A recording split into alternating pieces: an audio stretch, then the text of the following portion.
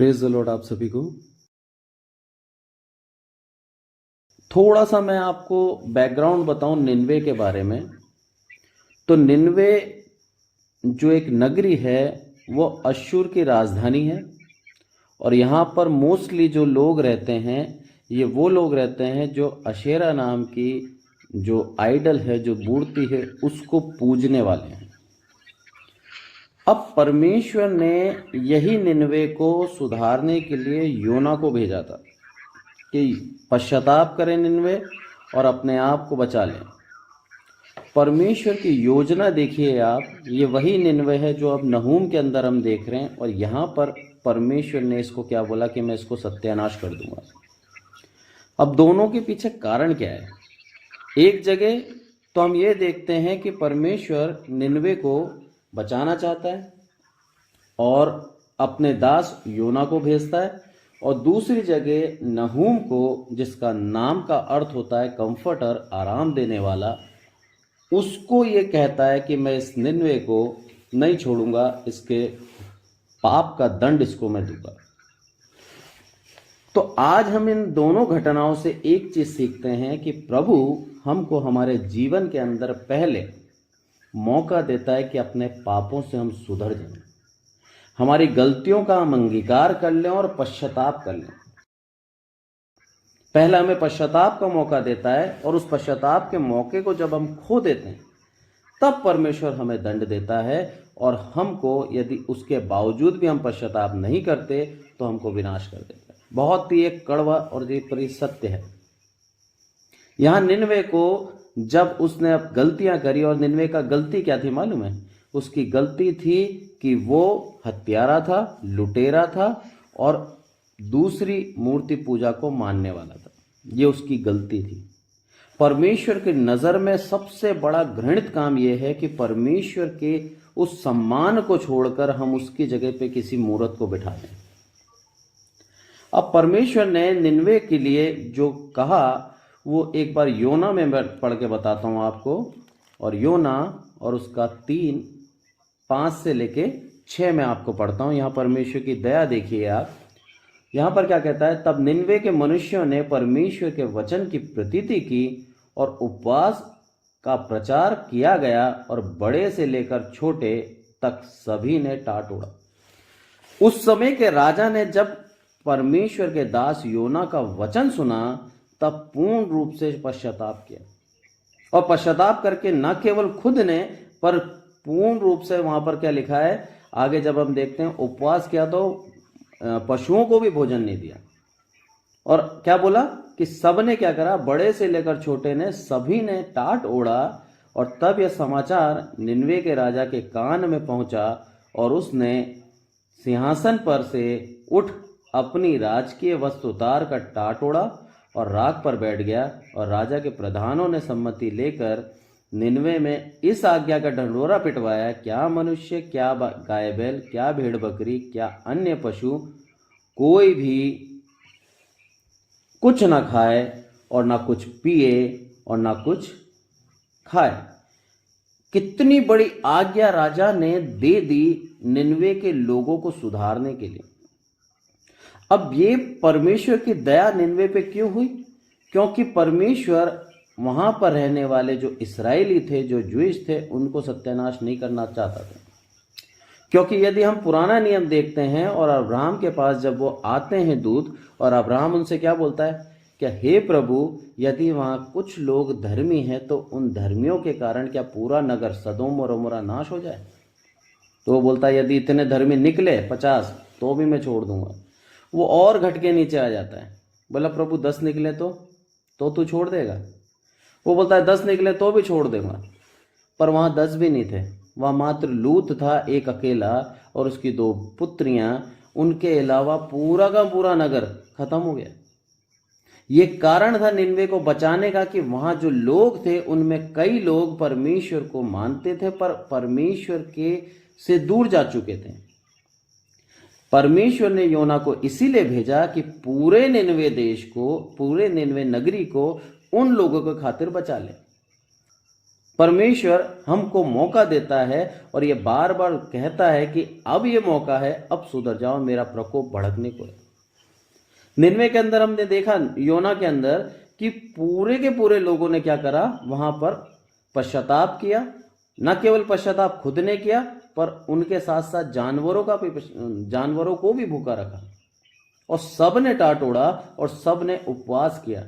ये पश्चाताप परमेश्वर की नजर में उनका धर्म गिना गया, और परमेश्वर की दया देखिए, पूरे निनवे को परमेश्वर ने माफ कर दिया।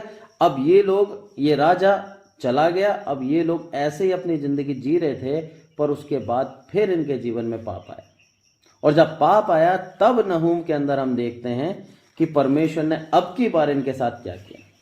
एक बार दया दिखा चुका है, अब दूसरी बार इन्होंने क्या करा, वही काम किया जो परमेश्वर की दृष्टि में बुरा था, यानी कि जो इस्राएली, जो परमेश्वर की जाति थी, उनके ऊपर इन्होंने अन्याय करना स्टार्ट कर दिया, और ये अन्याय करने लगे, उनको लूटने लगे, उनकी हत्या करने लगे। जब ऐसा हुआ तब परमेश्वर का प्रकोप भड़का, और परमेश्वर उसके नहूम 3:1 में क्या बोलता है, हाय उस हत्यारी नगरी पर, वह तो छल और लूट के धन से भरी हुई है, लूट कम नहीं होती, और कोड़ों के फटकार और पहियों की गड़गड़ाहट हो रही है, घोड़े कूदते फांदते और रथ उछलते चलते हैं।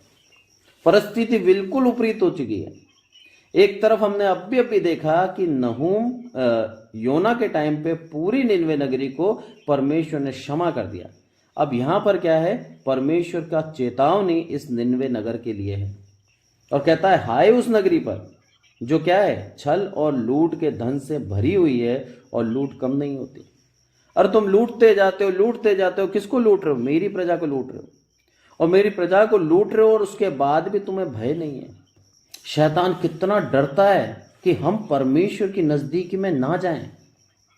वो जानता है कि परमेश्वर के पास सामर्थ्य है, शक्ति है, यदि एक बार प्रभु यीशु मसीह का नाम भी सुन लेगा तो ये अपने जीवन को बदल सकता है। योना के जीवन से हम यही देखते हैं।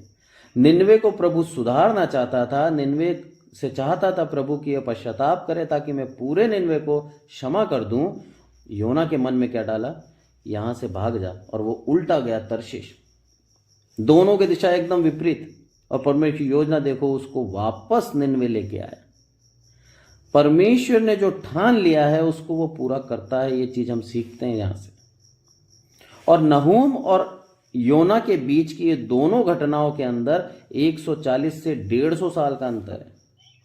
परमेश्वर की दया देखिए, जब योना ने पश्चाताप कराया तब से 150 साल तक उसने सब्र करा, और परमेश्वर सहता रहा उनके दोबारा जो अधर्म वो कर रहे थे, क्योंकि लिखा है वचन के अंदर कि वो दोबारा वैसे ही बन गए जैसे वो पहले थे, और दोबारा वो पाप करने लगे, और दोबारा उन्होंने क्या करा, वही गलती करी जिसकी क्षमा वो पहले प्राप्त कर चुके थे। अब ये समय उनको क्षमा करने का नहीं था, ये समय उनको खत्म करने का, नाश करने का था। हमको ये सीखने को मिलता है, यदि हमारे पापों को प्रभु क्षमा कर चुका है और हम दोबारा उन्हीं पापों में लगते हैं, दोबारा उन्हीं पापों के लिए अगर हम अपने जीवन को जी रहे हैं, तो हमारा समय नजदीक आ चुका है। प्रभु हमें ताड़ना देकर पहले सिखाता है, यदि तब भी नहीं मानते तो हम नष्ट कर देगा, उसका दंड हमें खत्म कर देगा। क्योंकि रोमियो के अंदर साफ लिखा है, क्या तुम्हारे लिए प्रभु दोबारा सलीब पे चढ़ेगा? जो तुमने गलतियां करी, जो तुमने गुनाह करें, एक बार तुम्हें पापे की क्षमा मिल चुकी है, क्या दोबारा तुमको उसके लिए प्रभु सलीब पे चढ़ेगा क्या? एक सवाल पूछता है पौलुस। वो दोबारा नहीं चढ़ेगा। एक बार उसने दे दिया, एक बार पाप की क्षमा मिल गई है। अब हमको बार बार यही सीखने को मिलता है, यही सीखना है कि हमें उस पाप में दोबारा नहीं जाना है, नहीं तो उसके प्रकोप से हमें कोई नहीं बचा सकता। यहां पर निनवे के ऊपर उसका प्रकोप देखिए आप, और यहां पर क्या बोलता है कि हाय उस हत्यारी नगरी पर। कितना ज्यादा क्रोध है परमेश्वर को कि उस नगरी के ऊपर हाय है कि वो क्या करती है, छल से और लूट के धन से भरी हुई है, और लूट उसकी कम नहीं होती, बढ़ता जा रहा है, बढ़ता जा रहा है। क्यों? क्योंकि अधर्म से भरा हुआ है वो, उसके जीवन में लालच है। इसीलिए प्रभु बोलता है कि लालच क्या है, मूर्ति पूजा के समान है। और इसी की 8वीं आयत में क्या बोलता है, 3:8 में, क्या तू अम्मोन नगरी से बढ़कर है? जो नहरों के बीच बसी थी और उसके चारों ओर जल था, और महानद उसके लिए किला और शहरपना का काम देता था। कूश और मिस्री उसको अनगिनत बल देते थे, और पूत और लूबी तेरे सहायक थे। अरे तू क्या अमोन नगरी से बड़ा है क्या? एक उदाहरण दिया है, बोला उससे बड़ा नहीं है तू। जब मैं उस नगरी को खत्म कर सकता हूं तो तू क्या है? परमेश्वर खत्म करने से पहले हम उसकी औकात याद दिलाता है, बताता है तू उसकी नजर में कुछ भी नहीं है। और सच में परमेश्वर की नजर में इस संसार में रहने वाला राजा, शासक और इस संसार में रहने वाला हर एक पदाधिकारी कुछ भी नहीं है। सोचते कुछ और हैं और परमेश्वर करता कुछ और है। शैतान सोचता है कि अब मैं जीत गया, और शैतान एकदम से विफल हो जाता है। परमेश्वर उस बुराई के अंदर से जब भलाई निकाल के लेके आता है।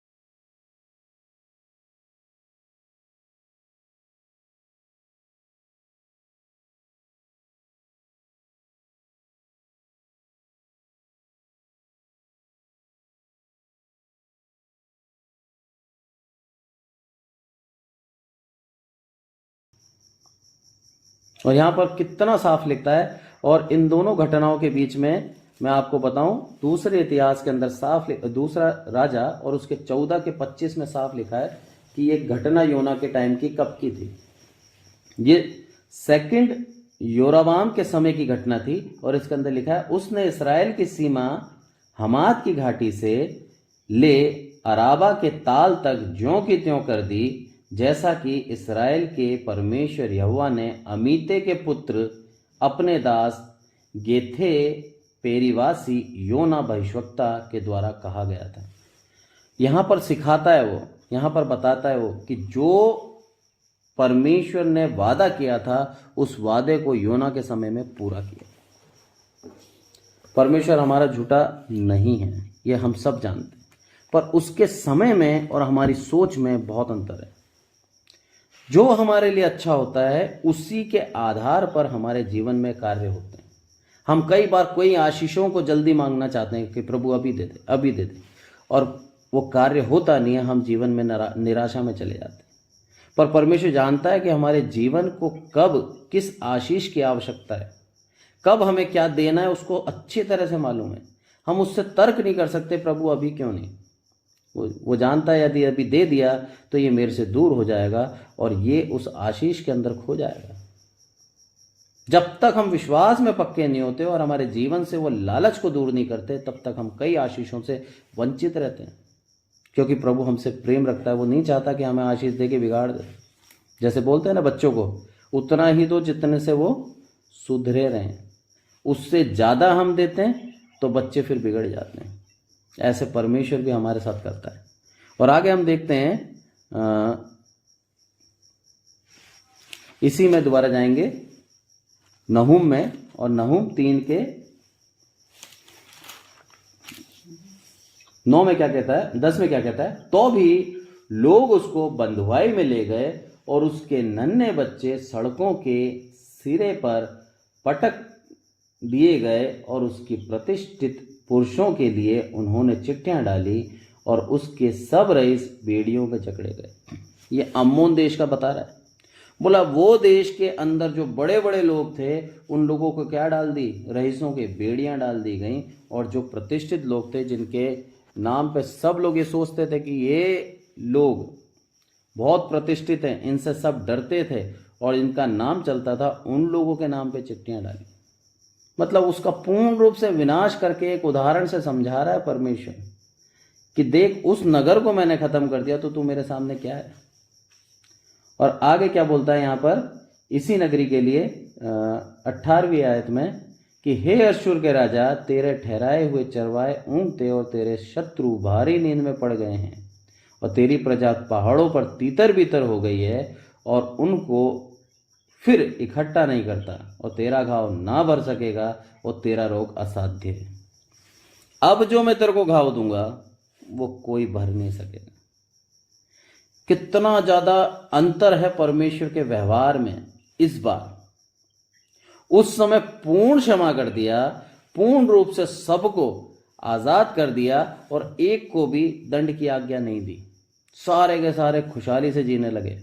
और अब क्या बोलता है 19वीं आयत में कि तेरा घाव ना भर सकेगा और तेरा रोग असाध्य है। अब मैं तुझे दंड दूंगा। उसका कारण यही है कि तूने मेरी प्रजा के साथ अन्याय किया, तूने मेरी प्रजा को दंड दिया, लूट लिया उनको और उनकी हत्या करी। ये पाप था निनवे का। परमेश्वर हमारे विरोध में जितने भी शत्रु हैं, एक को भी उनके पापों को कभी नहीं भूलता, एक को भी नहीं भूलता। वो हमको सिर्फ और सिर्फ ये चाहता है कि हम उसके ऊपर विश्वास करें और विश्वास के द्वारा हम स्थिर रहें अपने जीवन के अंदर, क्योंकि परेशानियां तो आएंगी और परेशानियों के अंदर हमें स्थिर रहना है। ये चीज हमें हबक्कुक सिखाता है। और हबक्कुक 2:4 के अंदर क्या लिखता है, देख उसका मन फूला हुआ है और उसका मन सीधा नहीं, परंतु धर्मी अपने विश्वास के द्वारा जीवित रहेगा। यहां पर भी वही है, अन्यायी है और पूर्ण रूप से अन्याय कर रखा है। बेबीलोन के विषय में लिखा है। और ये निनवे को किसने खत्म करा? निनवे को खत्म करा बेबीलोन ने। बेबीलोन के राज्य आया और निनवे को खत्म कर दिया।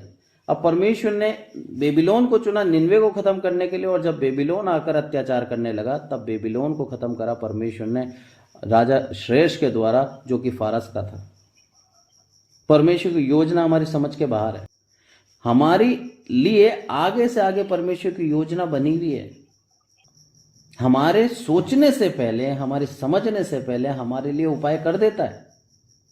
और यही था प्रभु यीशु मसीह का आना, हमारे लिए पहले से उपाय कर चुका है, जो कि मीका में लिखता है। और मीका निकालें हम, मीका 5 और उसका 2 से 5 तक मैं पढ़ता हूं आपके लिए। हे बैतलहम एप्राता, यदि तू ऐसा छोटा है कि यहूदा के हजारों में गिना नहीं जाता, तो भी तुझ में से एक पुरुष निकलेगा जो इस्राएलियों में प्रभुता करने वाला होगा, और उसका निकलना प्राचीन काल से वरन अनादि काल से होता आया है। इस कारण वह उसको उस समय तक त्यागे रहेगा जब तक जच्चा उत्पन्न ना करे। तब इस्राएलियों के पास उसके बचे हुए भाई लौटकर उससे मिल जाएंगे, और वह खड़ा होकर यहोवा की दी हुई शक्ति से और अपने परमेश्वर यहोवा के नाम के प्रताप से उनकी चरवाही करेगा। वे सुरक्षित रहेंगे, क्योंकि अब वह पृथ्वी की छोर तक महान ठहरेगा। वह शांति का मूल होगा। भविष्यवाणी कर दी। और मीका की भविष्यवाणी यशायाह की भविष्यवाणी के समकालीन है, यानी कि जब यशायाह ने भविष्यवाणी करी थी उसी समय के अंदर मीका के द्वारा भी भविष्यवाणी की गई। यहां पर साफ कह दिया उसने कि 5वीं आयत में, वह शांति का मूल होगा। प्रभु यीशु मसीह शांति का मूल होगा। और ये पूरी भविष्यवाणी प्रभु यीशु मसीह के लिए ठहराई है, क्योंकि लिखा है कि वह खड़ा होकर यहोवा की दी हुई शक्ति से और अपने परमेश्वर यहोवा के नाम के प्रताप से उनकी चरवाही करेगा। आज हमारा चरवा प्रभु यीशु मसीह है। आज हमारे जीवन में परेशानी आती है, दुख आता है, हमें डरना नहीं है, क्योंकि हमारे को कंफर्ट देने के लिए हमारा कंफर्टर अब नहूम नहीं है, हमारा कंफर्टर आज प्रभु यीशु मसीह है। उस समय में प्रभु ने अलग अलग लोगों को चुना ताकि उनको आराम दे सके। उनके परमेश्वर की योजना को उस परमेश्वर की प्रजा तक पहुंचाने के लिए अलग अलग भविष्यवक्ताओं को चुना गया। पर आज एकमात्र प्रभु यीशु मसीह को चुन रखा है, और वही हमको आज आराम देता है, शांति देता है, क्योंकि उसके लिए लिखा है कि वो शांति का मूल है। निनवे के लिए दोनों घटना हमने देखी। योना से नहूम तक 140 साल से 150 साल बाद परमेश्वर ने उस निनवे को सत्यानाश करवा दिया बेबीलोन के द्वारा, और बेबीलोन को भी उसने बाद में उसका राज्य भी खत्म करवा दिया। परमेश्वर सिर्फ और सिर्फ अपनी प्रजा से प्रेम रखता है। ये सारी बातें आज हम सीखते हैं। हम कितने भाग्यशाली हैं, या फिर हम कितने सौभाग्यशाली हैं कि परमेश्वर ने हमको चुन रखा है, अपना दास बना रखा है, अपना पुत्र बना रखा है, अपनी पुत्री बना रखा है। अब हमसे जो भी गलत व्यवहार करता है उसका बदला हम नहीं लेंगे, हमारा परमेश्वर लेने के लिए तैयार है। बस वो चाहता है कि जैसे हबक्कुक में लिखा है कि धर्मी सिर्फ अपने विश्वास के द्वारा जीवित रहेगा। हमें सिर्फ और सिर्फ उसके ऊपर विश्वास रखना है, और जितने भी परसिक्यूशन है उसका जो हल है वो प्रभु यीशु मसीह के पास है। एक आयत निकालते हैं हम मत्ती और उसका 12 का 41। यहां पर भी प्रभु यीशु मसीह ने इस निनवे का जिक्र करा है। ये हम देखते हैं, यहां लिखा है प्रभु यीशु मसीह क्या बोलता है। निनवे के लोग न्याय के दिन इस युग के लोगों के साथ उठकर उन्हें दोषी ठहराएंगे, क्योंकि उन्होंने योना का प्रचार सुनकर मन फिराया, और देखो यहाँ वह है जो योना से भी बड़ा है। प्रभु यीशु मसीह दुनिया में आए, और दुनिया में आके उन्होंने सिर्फ और सिर्फ परमेश्वर की इच्छा के अनुसार अपने जीवन को चलाया, और पूरा वही काम करा जो परमेश्वर की दृष्टि में सही था, और पूर्ण रूप से दुनिया को और इस मनुष्य जाति को बचाने के लिए सुसमाचार भी सुनाए, रोगियों को भी चंगा करा, और लास्ट में जो एक उपाय दिया उद्धार का, अपने आप को सलीब पर चढ़ाकर तीसरे दिन जी उठे, वो कार्य भी करा। और यहाँ पर वो अभी क्रूसिफिक्शन से पहले की बात है। यहाँ पर क्या बोलता है प्रभु यीशु मसीह कि इस युग के लोग, निनवे के जो लोग हैं, वो लोग क्या करेंगे, इनको दोषी ठहराएंगे। क्यों दोषी ठहराएंगे?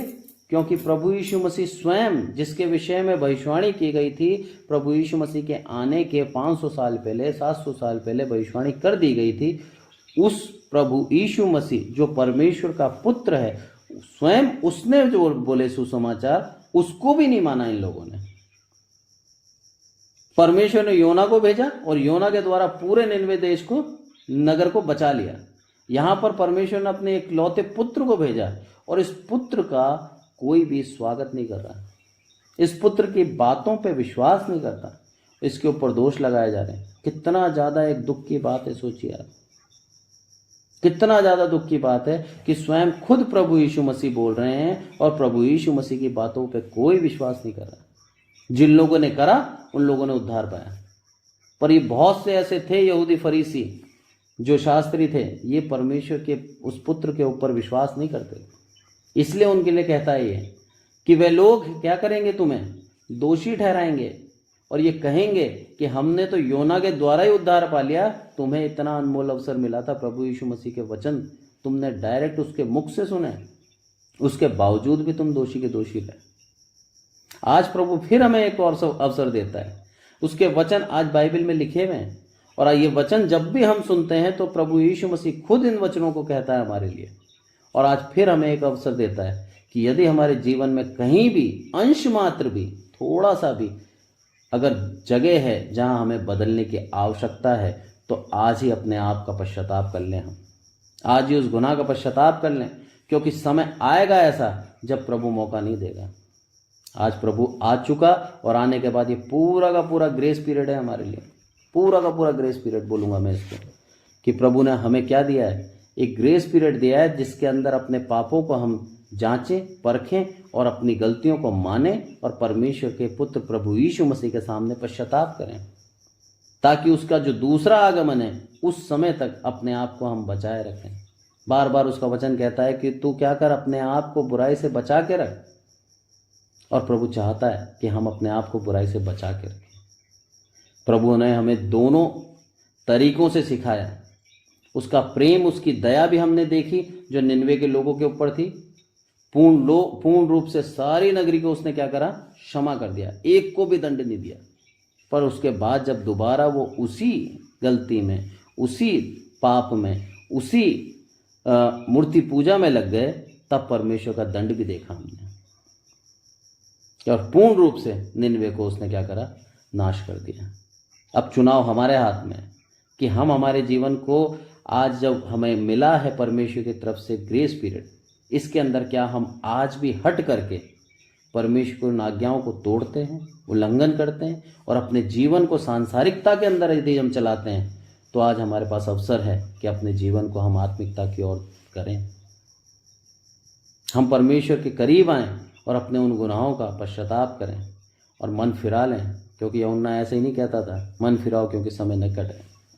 सच में आज समय निकट है, हमें मन फिराने की आवश्यकता है। यदि हमारे जीवन के अंदर ऐसा लगता है हमें, तो परमेश्वर की आज्ञा है कि हम किसी पे दोष ना लगाएं, इसलिए मैं आपके ऊपर दोष नहीं लगाता, पर मैं सिर्फ एक चुनाव देता हूं, अपने मनों को हम खुद जांचें।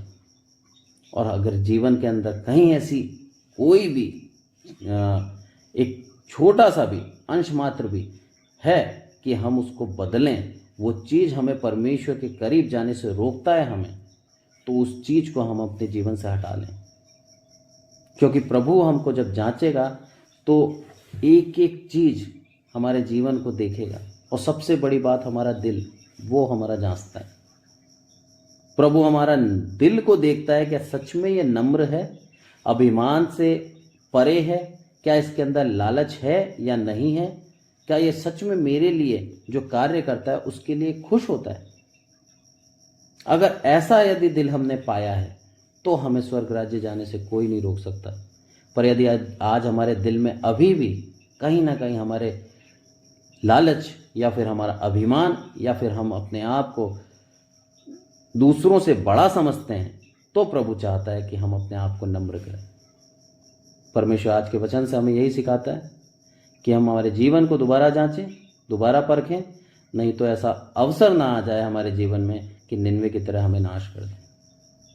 परमेश्वर ने 150 साल बाद निनवे को नाश करा, 150 साल उसने सब्र रखा, और सब्र के बाद उसने उन लोगों के ऊपर जो उसकी जाति थी, जब अन्याय होता देखा तो उसने उनको दंड दिया। आज इस संसार के ऊपर परमेश्वर दया कर रहा है, सब्र कर रहा है और धीरज धर रहा है।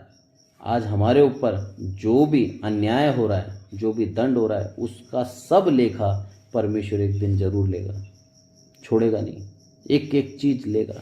क्योंकि प्रकाशित वाक्य में साफ लिखा है, जब 5वीं मोहर खुलती है, क्या बोला उसके अंदर कि हे प्रभु, तू कब तक, वेदी के नीचे सारे श्वेत वस्त्रों में पहने हुए लेटे हुए हैं, और वो सारे के सारे कौन है, परमेश्वर के वो जन हैं जिन्होंने जिनके ऊपर क्या हुआ है, अत्याचार हुए, और जिनको परमेश्वर के नाम से क्या करा गया है, मार डाला गए हैं, और पूरे के पूरे लोग वही हैं। ये मैं पढ़ता हूँ आपको प्रकाशित वाक्य और उसका 6 आयत। यहाँ पे लिखा है, जब उसने 5वीं मोहर खोली तो उसमें से वेदी के नीचे उनके प्राणों को देखा, जो परमेश्वर के वचन के कारण और उस गवाही के कारण जो उन्होंने दी थी वध किए गए हैं। उन्होंने बड़े शब्द से पुकार कर कहा, हे स्वामी, हे पवित्र और सत्य, तू कब तक न्याय न करेगा और पृथ्वी के रहने वालों से हमारे लहू का बदला कब तक न लेगा। ये सवाल करा उन लोगों ने जो परमेश्वर की वेदी के नीचे हैं, श्वेत वस्त्र में हैं ये, और सारे के सारे इस इंतज़ार में हैं जिनको वध किया गया। आज जितने लोगों को भी जो परसिक्यूटेड हैं और जिनको परमेश्वर के नाम के कारण मार दिया गया है, सब के सब परमेश्वर की वेदी के नीचे इंतज़ार कर रहे हैं, और इंतज़ार करके पूछ रहे हैं कि प्रभु कब तक तू न्याय नहीं करेगा, कब तक क्या करेगा, इन पृथ्वी पर रहने वालों से हमारे लहू का बदला कब लेगा प्रभु। तब परमेश्वर का आत्मा क्या बोलता है, परमेश्वर क्या बोलता है यहाँ पर, उसने उनसे हर एक जो श्वेत वस्त्र दिया गया है उनसे कहा गया कि और थोड़ी देर विश्राम करो, जब तक कि तुम्हारे संगी दास और भाई जो तुम्हारे सामान वध होने वाले हैं उनकी गिनती पूरी न हो ले।